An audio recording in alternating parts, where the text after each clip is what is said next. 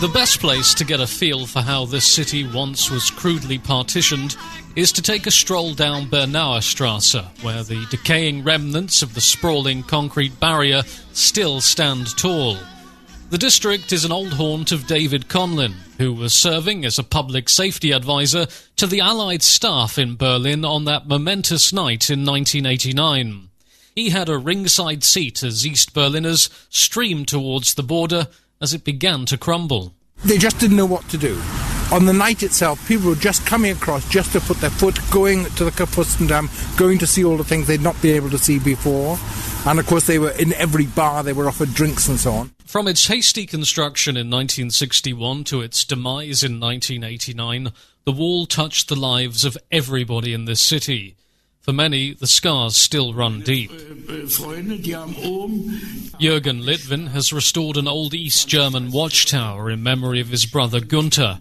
He was the first person shot dead whilst trying to escape in August 1961.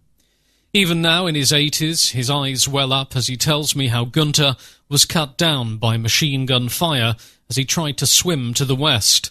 The family found out about the incident on West German television. Nur das Westfernsehen, eine Abendshow mit Harald Karas, der war der. Jürgen tells the story of how the family was forced by the infamous Stasi to say that Gunther had been involved in an accident. He says his brother wasn't a troublemaker, just a modest tailor who wanted freedom. So ein irres Verhältnis war das damals.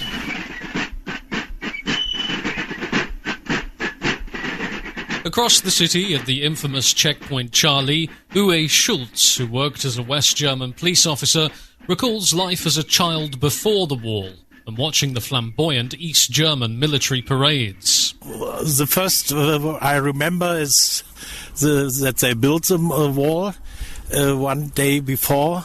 I was a pupil and a schoolboy and worked in my holidays. And every day we come from Tempelhof and goes through the Brandenburg Gate and goes to north of Berlin. And then after this Sunday, the first time we can go this way and must go around. Years later, as a police officer, Uwe recalls the time when a daring and very unusual escape took place. One man with his family comes from the house of the ministers and crossed over to West Berlin. As it turns out, Uwe was witnessing one of the most audacious escapes ever attempted. A man and his wife and child managed to scale the roof of the heavily guarded East German Parliament building and slide to freedom via a metal wire. Even now, 25 years after it fell, David Conlin says the memory of the Berlin Wall continues to imprison imaginations and is an ever-present reminder of the turbulent past of this city. I don't think the Berliners will ever forget it.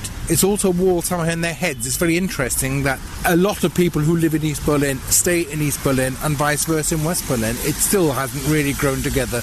That will take a lot of generations till that happens. Today, with the few remaining remnants of the wall chipped, battered and worn by the weather, it continues to be a source of fascination not just for Berliners, but for the millions of people that visit this city every year. Nathan Morley, DW, Berlin.